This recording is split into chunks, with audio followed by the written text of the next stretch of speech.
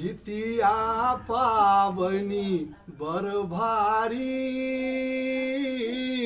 सकल मनोरथ पूरा करथिन, सब मनोरथ पूरा करथिन, जितवाहन उपकारी। जितिया पावनी बर भारी, जितिया पावनी बर भारी, सकल मनोरथ पूरा करथिन, सब मनोरथ पूरा करथिन, जितवाहन उपकारी। जितिया पावनी बर भारी।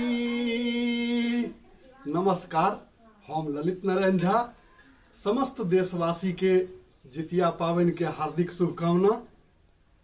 तो ई पवनौती सबके मंगलमय जितवाहन से अनुरोध करै छियन जे कुशल रखबै सब गोटे के। जय मिथिला, जय मैथिली।